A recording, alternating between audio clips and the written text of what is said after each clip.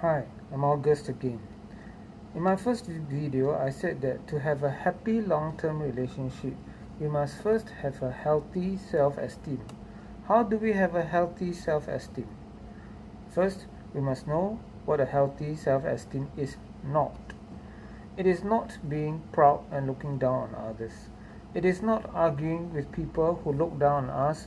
In fact, if we know we are good, we are okay, we will feel okay, and we won't be upset when people thumb us down or people make jokes about us.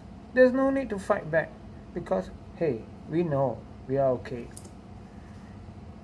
We feel good about ourselves when we see value in ourselves. Do not allow people to use us and then dump us. Some people stay on with a partner and some even die because they feel so lousy about themselves. You are precious. Really. If no one has told you how wonderful you are, I'm telling you now. How do I know that you are wonderful? Am I just trying to get you to like my video? No. Let me tell you a story. A lady, Heidi Baker, went to a country where young girls are abandoned.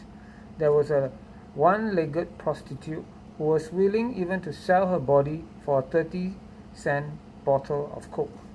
Heidi Baker adopted this girl, and today she's a happy lady and she leads a normal life, giving love to many other people.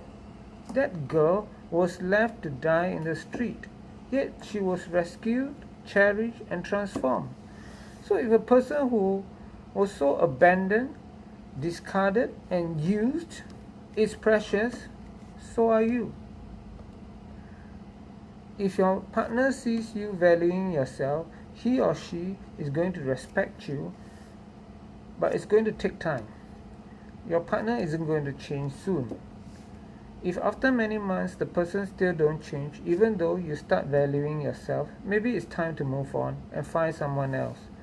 And don't think that continuing to give your body to an abuser will make him stay or make her stay. You are precious, so is your body. If you start to value your body and yourself, in the long run, people will respect you. In the short term, people will laugh at you. People will say, come on.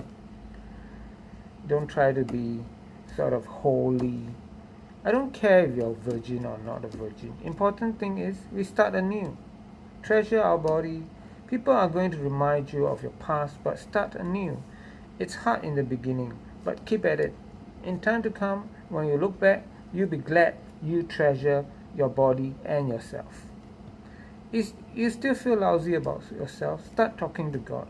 I know a lot of people have problems with God. They say, if God really loves people, why does He allow so much suffering in this world? I can tell you, God cares, and He has a great plan for the world. But many times, we can't understand what He's doing because His thinking is too far, higher than ours. Now, Jesus Christ said, God knows even when a bird dies. I too often feel that God doesn't care.